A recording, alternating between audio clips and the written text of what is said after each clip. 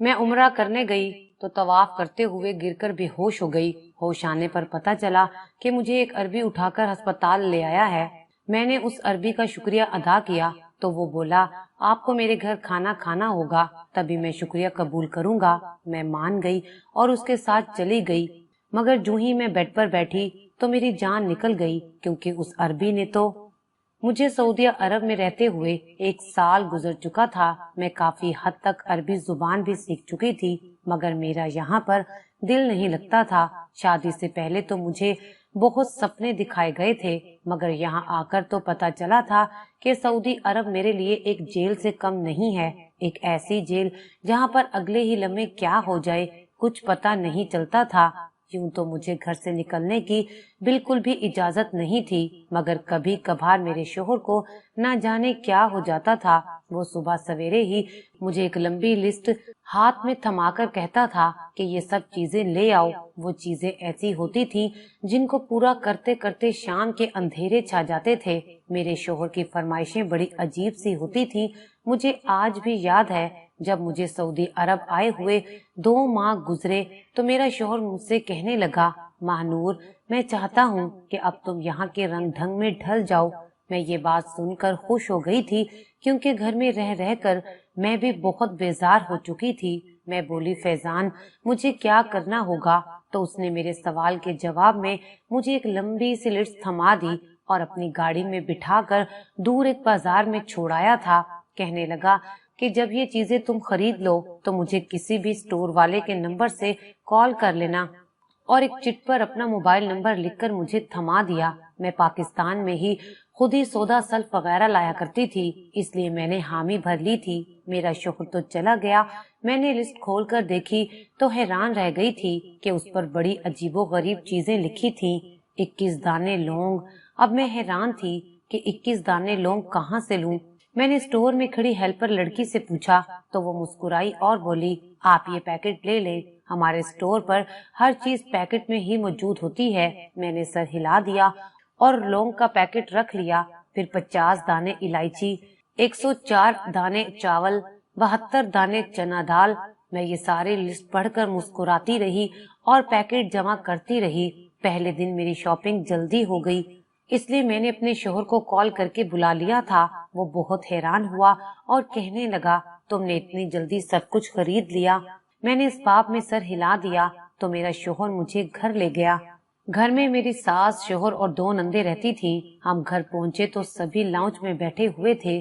फैजान कहने लगा, ये सब चीजें इधर ही ले आओ। मैं वो सारे पैकेट उठाकर उनके सामने ले गई। मेरा शोहर कहने लगा, 21 दाने लौंग लेकर आओ। मैंने पैकेट अपने शोहर के सामने कर दिया तो उसने गुस्से से मुझे घूरा और बोला, तुमने लिस्ट गौर से नहीं पढ़ी थी क्या? मैंने 21 दाने लौंग नहीं लिखा था, जबकि तुम पूरा पैकेट उठाकर ले आई हो। फिर उसने वो पैकेट उठाकर दीवार पर भी मारा था। फिर 104 दाने चावल मांगे तो अब मैं थर थर कांपने लगी थी। मैंने फिर से पैकेट लाकर फैजान को थमा दिया। तब मेरी सास गुस्से से कहने लगी, बेटा, तुम्हारी बीवी तो बहुत ही बेवकूफ है। मुझे ये बताओ महानूर, तुमने घर में ऐसे कौन से पहाड़ तोड़ने थे जो जल्दी जल्दी ये पैकेट उठाकर ले आई हो? तुमसे जितनी चीजें मंगवाई थी वो क्यों नहीं ले आई? मैं बोली, आंटी, स्टोर में हर चीज पैकेट में होती है। तभी मेरी नंद सोनिया कहने लगी, आप में जरा अकल नहीं है? पैकेट खोलकर भाई की मतलूबा चीजें निकाल लेती। मुझे गुस्सा तो बहुत आ रहा था कि मुझसे छोटी होकर मुझे दर्द दे रही है। मैं बोली, सोनिया, क्या पैसे दरख्तों पर उगते हैं जो मैं ऐसा करती? तब मेरा शोहर गुस्से में बोला, अपनी बकवास बंद करो। तुम्हारी हिम्मत कैसे हुई कि तुम मेरी बहन के साथ इस लहजे में बात करो? अम्मी, मैं इसीलिए पाकिस्तान में शादी नहीं करना चाहता था, क्योंकि वहाँ के सब लोग भूखे नंगे होते हैं, छोटी सोच के मालिक हैं। उनकी बात पैसे से शुरू होकर पैसे पे ही खत्म हो जाती है। हमारे पास अल्लाह का दिया सब कुछ है, मगर इन लोगों को क्या पता जो इतनी लापरवाही से खर्च करते हैं। मेरी आंखों में आंसू आ गए थे। मैं वहाँ से चुपचाप निकलकर अपने कमरे में आ गई थी। मुझे पाकिस्तान बहुत याद आ रहा था। वहाँ पर मेरे अपने लोग थे, मेरे अपने रिश्ते थे। हाँ, ये बात सच है कि हमारे घर में गुर्बत बहुत ज्यादा थी। मैं 6 बहन भाइयों में सबसे बड़ी थी। अब्बू हयात नहीं थे, मेरे लिए जब फैजान का रिश्ता आया तो अम्मी बहुत खुश हो गई थीं। वो मेरे पास आईं और कहने लगी, महानूर, तुम्हारे लिए सऊदीया में रहने वाले एक लड़के का रिश्ता आया है। बहुत अच्छे और खाते पीते लोग हैं। तुम तो जानती हो कि सऊदी अरब की रिहाइश कितनी महंगी है, मगर लड़के की पूरी फैमिली वहीं पर रहती है और वो तुम्हें भी शादी के बाद अपने साथ ले जाएंगे। मेरी बेटी, तुम सऊदीया जाकर उम्रा और हज करना और अपने कदम मजबूत करने की कोशिश करना, और हो सके तो अपने भाई को वहीं बुलाने की कोशिश करना ताकि हमारे हालात भी बदल जाएं। मैंने अम्मी से वादा किया था और बोली थी मैं वहां जाकर फैजान से कहूंगी कि वो मुझे जॉब दिलवा दें। जब तक मेरे भाई अपने कदमों पर खड़े नहीं हो जाते तब तक मैं ही आपको सपोर्ट करूंगी। अम्मी बहुत खुश हो गई थी और झोलियां उठा उठाकर मेरे लिए दुआएं करने लगी थी। मुझे क्या इल्म था कि यहाँ आकर मुझे अपने घर वालों से बात करने की भी इजाजत नहीं मिलेगी। मुझे हफ्ते में एक बार सिर्फ 5 मिनट के लिए फोन करने की इजाजत मिलती थी और उस वक्त भी मेरी सास मेरे सर पर खड़ी होती थी। मोबाइल का स्पीकर ऑन कर दिया जाता था। मैं अम्मी को अपने हालात से आगाह नहीं कर पाती थी। रिश्ते करवाने वाली औरत ने हमें जितने ख्वाब दिखाए थे उनके पेशे नजर तो अम्मी यही गुमान करती होंगी कि मैं तो बहुत ऐशो इशरत भरी जिंदगी गुजार रही हूँ और उनको यहाँ आकर भूल गई हूँ। मगर यहाँ मुझ पर जो बीत रहा था उसके मुतल्लिक या तो सिर्फ मैं जानती थी या मेरा खुदा जानता था। मेरी हैसियत यहाँ एक मुलाजमा से ज्यादा नहीं थी। मैं सारा सारा दिन घर के काम काज किया करती थी, जबकि मेरी नंदे मुझ पर हुक्म चलाती ना थकती थी। मैं फैजान की तवज्जो पाने की कोशिश करती तो वो भी मुझे नजरअंदाज कर दिया करता था। कभी कभार जब उनका मूड खुशगवार होता तो मुझे इस बात का एहसास दिला देता कि मैं उसकी बीवी हूँ, नहीं तो मेरी औकात यहाँ पर फकत एक मुलाजमा की सी थी। यूं ही मैं अपने कमरे में बैठी रोती रहती थी। शाम से रात हो गई तो मेरे कमरे का दरवाजा खुला। दिल उछलकर हलक में आ गया था। मैं सोचने लगी कि शायद फैजान मुझे मनाने आया होगा। तभी मेरी सास ने कमरे की तमाम लाइट्स ऑन कर दी थी। वो हाथ नचा नचा कर कहने लगी, पाकिस्तान से फोन आया था, तुम्हारा वहाँ पर कोई मर गया है जिसका तुम सोग मना रही हो।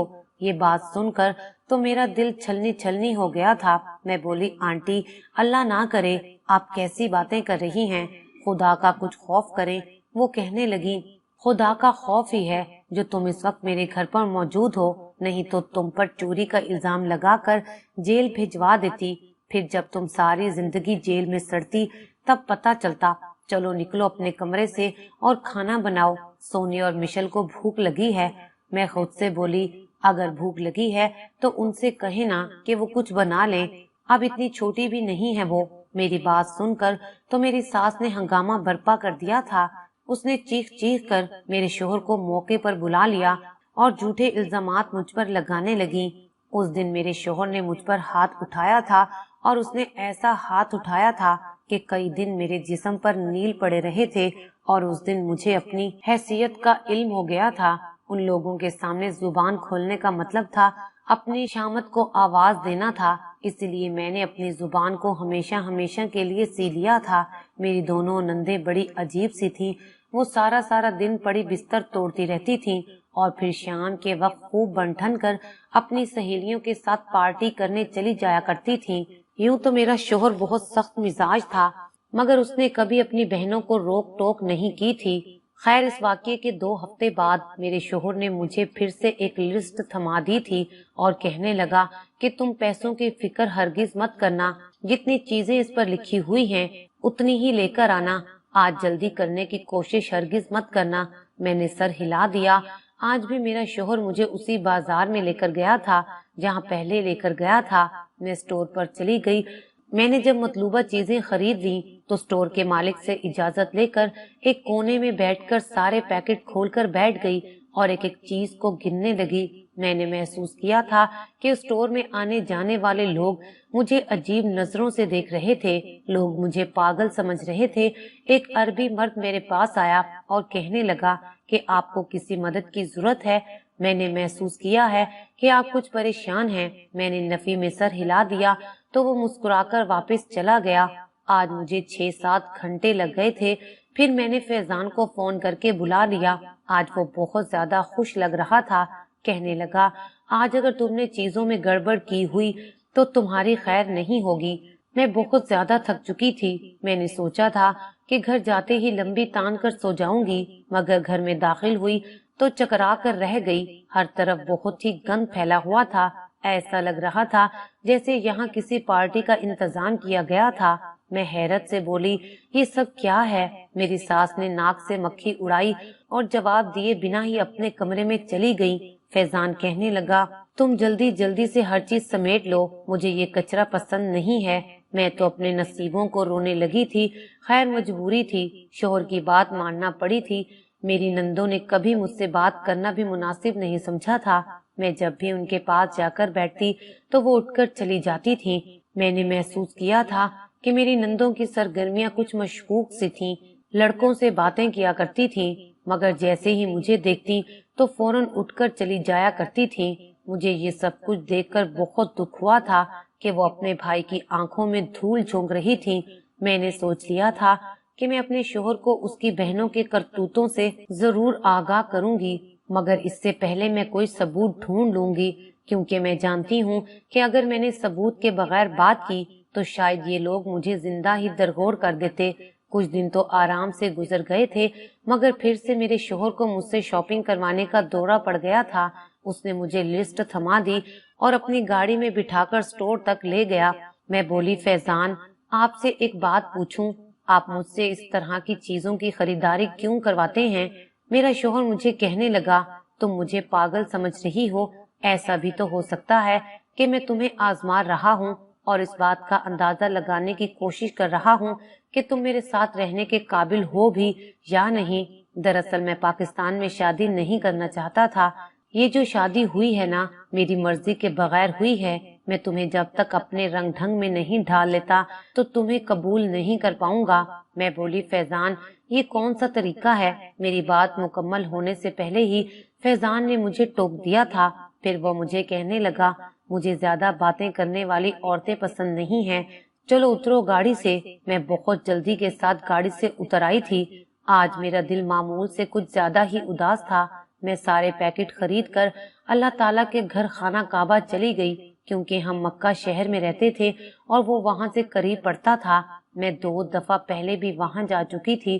میں نے وہاں جا کر نماز پڑھی اور میں رو رو کر دعا کر رہی تھی۔ تبھی اچانک سے مجھے چکر آئے اور میں گر کر بے ہوش ہو گئی، اور پھر مجھے بازو میں سوئی چبھنے والا درد محسوس ہوا۔ میں نے بڑی مشکل سے اپنی آنکھیں کھول لی تھیں۔ تب مجھ پر انکشاف ہوا تھا کہ میں تو ہسپتال کے بیڈ پر لیٹی ہوئی ہوں۔ نرس نے مجھے ہوش میں آتا دیکھا تو مسکرا کر میری خیریت دریافت کی تھی۔ میں نے کہا کہ مجھے کیا ہوا تھا۔ وہ مجھے کہنے لگی، ایسی حالت میں خوراک کی طرف توجہ نہ دیں تو ایسا ہی ہوتا ہے۔ میں بہت زیادہ گھبرا گئی تھی۔ میں بولی، کیوں؟ کیا ہوا ہے مجھے؟ میں ٹھیک تو ہوں نا؟ وہ نرس مسکرا دی اور بولی، جی آپ بالکل ٹھیک ہیں، پریشانی کی کوئی بات نہیں ہے، بلکہ بہت خوشی کی بات ہے، آپ ماں بننے والی ہیں۔ میں اس کی بات سن کر مسکرا دی تھی۔ مجھے 100% یقین تھا کہ اولاد کی خبر سن کر میری ساس کا دل میرے لیے صاف ہو جائے گا اور میرا شوہر بھی میرے ساتھ اچھا ہو جائے گا، میری زندگی میں سکون آ جائے گا۔ میں نرس سے بولی، میں گھر جانا چاہتی ہوں۔ تب وہ بولی، ٹھیک ہے، آپ گھر جا سکتی ہیں، مگر پہلے ڈاکٹر سے اپنی دوائی لکھوا لیں۔ میں نے اسباب میں سر ہلا دیا تھا۔ تبھی مجھے خیال آیا کہ میں ہسپتال کیسے پہنچی۔ یہ سوال جب میں نے نرس سے پوچھا تو وہ کہنے لگی، آپ میرے ساتھ باہر آ جائیں، وہ راہداری میں بیٹھا آدمی آپ کا انتظار کر رہا ہے۔ جب میں باہر نکلی تو سامنے ایک عربی مرد بیٹھا تھا۔ میں اس کے پاس گئی اور بولی، آپ کا بہت شکریہ، آپ نے میری مدد کی، آپ مجھے ہسپتال لے آئے۔ وہ کہنے لگا، میں آپ کا شکریہ یوں ہی قبول نہیں کروں گا، آپ کو میرے ساتھ میرے گھر چلنا ہوگا، آپ کو چائے پلا کر شکریہ قبول کروں گا۔ میں نے گھڑی میں وقت دیکھا تو ابھی گھر لوٹنے میں بہت ٹائم پڑا تھا۔ میں نے اس عربی کے ساتھ جانے کے لیے حامی بھر لی تھی، کیونکہ میں اس کے گھر سے اپنی والدہ کو فون کر کے اپنے حالات سے آگاہ کرنا چاہتی تھی۔ انہیں بتانا چاہتی تھی کہ آپ کی بیٹی آپ کو ہرگز بھولی نہیں ہے، بلکہ میں تو خود ہی بھیانک حالات سے گزر رہی ہوں۔ پھر انہیں یہ بھی تو بتانا تھا کہ میں امید سے ہوں۔ خیر، میں عربی مرد کے ساتھ چلی گئی۔ उसका घर अस्पताल से करीब ही था। वो मुझसे छोटे मोटे सवाल जवाब करने लगा था। वो बोला, तुम सऊदीया कब आई हो? मैंने उसे बताया कि मैं 1 साल पहले यहाँ आई हूँ और अपने शोहर के साथ रहती हूँ। मेरे ससुराल वाले अच्छे लोग नहीं हैं, वो मुझ पर बहुत जुल्म करते हैं। वो अरबी मर्द कहने लगा, तुमने पुलिस में कंप्लेन क्यों नहीं की? मैं बोली, मुझे यहाँ के सिस्टम का कुछ पता नहीं है। हफ्ते में एक बार मुझे बाजार भेज दिया जाता है और वहाँ से भी मुझे अजीबो गरीब चीजें मंगवाई जाती हैं। इतनी देर में उस अरबी मर्द का घर आ गया था। वो कहने लगा, तुम अंदर चलो, फिर हम इस मामले पर तफसील से बात करते हैं और मैं तुम्हें बताता हूँ कि मैं तुम्हारी क्या मदद कर सकता हूँ। मैं मुतमईन होकर उसके घर चली आई थी। उसने मुझे सोफे पर बैठने का इशारा किया और खुद अपनी मुलाजमा को आवाज देकर बुलाया और कहा कि फ्रेश जूस निकाल कर लाओ। मगर मैं जूं ही सोफे पर बैठी तो मुझे मतली होने लगी थी। मेरा दिल बहुत खराब हो रहा था। मैंने उस अरबी मर्द को इशारा किया और बाथरूम के मुतल्लिक पूछा था। उसने मुझे बाथरूम दिखा दिया।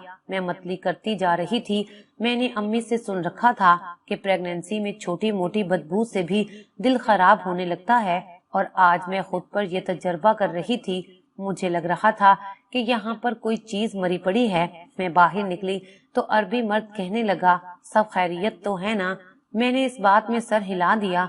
मैं वहाँ से जल्द अज जल्द भाग जाना चाहती थी क्योंकि मेरा बैठना दुश्वार हो चुका था। उस अरबी मर्द ने मेरी हालत देखी तो कहने लगा, तुम बैठो, मैं जूस लेकर आता हूँ। वो उठकर किचन में चला गया तो मैं उठकर खड़ी हो गई थी। ना जाने उस सोफे के नीचे ऐसा क्या पड़ा था जिसकी बदबू मुझसे बर्दाश्त नहीं हो रही थी। मैंने सोचा कि मैं खुद ही देख लेती हूँ, मगर मुझसे ज्यादा झुका नहीं जा रहा था। मैंने सोफे को पीछे करने की कोशिश की तो ये देखकर हैरान रह गई कि उसमें तो मेरा हाथ धंस गया था। वो एक जदीद किस्म का सोफा था जो ऊपर से तो सोफे के मायने लगता था मगर अंदर से एक संदूक था। मैंने उसके ढक्कन को खोल कर देखा तो मेरे हलक से चीखें बरामद होने लगी थी क्योंकि अंदर तो किसी औरत की लाश पड़ी थी और उस पर बहुत से परफ्यूम फेंके गए थे ताकि उसकी बदबू खुशबू में बदल जाए। मेरी चीखें सुनकर वो अरबी मर्द भी उधर ही आ गया था। मैं चीखती चिल्लाती जा रही थी, वो भी आगे बढ़ा। जब उसने सामने का मंजर देखा तो जमीन पर बैठ गया और रोने लगा था। मुझे समझ नहीं आ रहा था कि ये सब क्या हो रहा है। अचानक वो कहने लगा, मेरी यास्मीन, मैंने इस दुनिया में सबसे ज्यादा जिस औरत से मोहब्बत की वो तुम हो। मैंने तुम्हारे अलावा कभी किसी औरत के मुतल्लिक नहीं सोचा था। तुमसे शादी की तो लगा कि जिंदगी हसीन हो गई है। हम दोनों एक दूसरे का सहारा बन गए और फिर तुमने मुझे खुशखबरी सुनाई कि तुम मुझे औलाद देने वाली हो। मगर एक दिन मुझे मुलाजमा ने बताया कि तुम मेरे नाम एक खत लिखकर अपना सामान लेकर यहाँ से चली गई हो। मैंने जब ये बात सुनी तो मैं थर थर कांपने लगा था। खत पढ़ा तो उस पर लिखा था कि तुम्हारा दिल मुझसे भर गया है, इसलिए तुम अपनी जिंदगी की नई शुरुआत के लिए मुझे छोड़कर जा रही हो। यास्मीन, इस खत के नीचे तुम्हारे अंगूठे का निशान भी तो था। मैं बहुत रोया था, मगर तुम आज मुर्दा हालत में मेरे ही घर सोफे के नीचे से मिली हो। अरबी मर्द रोता जा रहा था जबकि मेरी नजरें उसकी मुलाजमा पर पड़ी थी। वो मौके से फायदा उठाकर फरार होना चाह रही थी। मैंने जल्दी से अरबी मर्द को उसकी जानिब मुतवज्जा किया था। वो एकदम होश में आ गया। उसने अपनी मुलाजमा को हाथ से पकड़ लिया और चिल्लाने लगा था। वो बोला, तुमने मुझे बताया कि मेरी बीवी घर से भाग गई है। तुमने मुझे उसका झूठा खत दिखाया। मुझे बताओ, इसके पीछे तुम्हारा क्या मकसद था? तुमने मेरी बीवी को जान से मारा है ना? वो मुलाजमा थर थर कांपने लगी। वो बोली, मैंने नहीं मारा, ये सब एक हादसे के नतीजे में हुआ है।